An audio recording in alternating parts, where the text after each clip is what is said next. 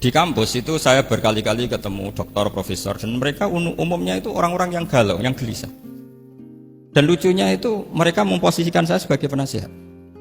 Karena apa? Memang ilmu pesantren itu unik. Ilmu yang bisa menjawab problem apa saja. Mereka misalnya tanya begini, Pak Bahak, saya ini orang kampung, yang bapak saya itu utun kan? Utun itu lugu. Bisa menjadikan saya doktor, saya jadi dekan, saya jadi rektor. Tapi setelah di kota, dengan sekian ilmu yang saya pelajari dari Eropa, dari Amerika, sekedar anak saya tidak narkoba itu sudah susah. Kok ranking? Nggak dengar anak saya ditangkap BNN itu sudah seneng saya.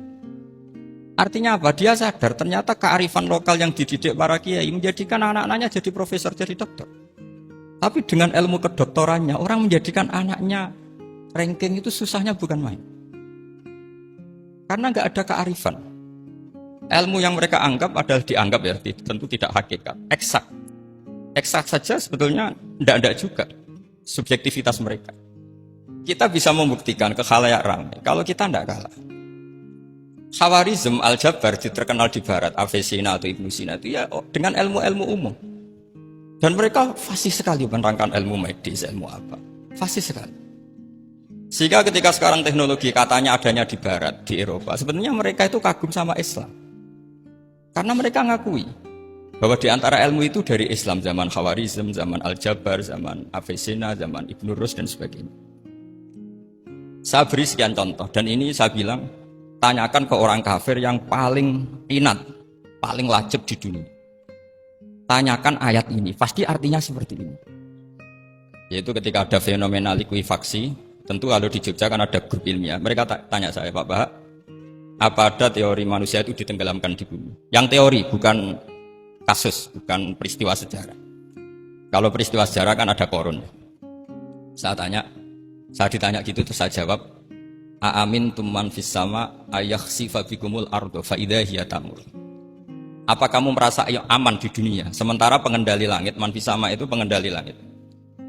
Ya siapa saja, bisa malaikat atau bisa Allah, man sing kudratu fis sama, itu ahli tafsir beda pendapat. Yang nggak beda, yang nggak pernah nafsiri gitu.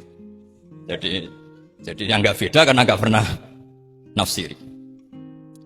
Ayakhsifa bikumul ardo, bahwa bumi ini bisa ditenggelamkan. Faidah ya tamur, ya memang bumi itu bisa meleleh. Terus saya memberi sekian argumentasi. Kalau kamu katakan justifikasi ilmiah karena kadung Islam dan kadung pegangan Quran, mungkin Anda akan bilang saya ini justifikasi, nyari pembenaran secara syariah. Tanyakan ke ahli lughat yang non-muslim. Maknanya ayat itu tetap seperti itu. Begitu juga misalnya ayat wal ardi dzatis sodq, dan bumi yang berkarakter bisa retak. Sodqun itu retak. Dulu kita hanya punya contoh, misalnya biji-bijian jagung yang lembek, yang lemah, dan bumi yang keras, atau ketela atau bengkoang itu.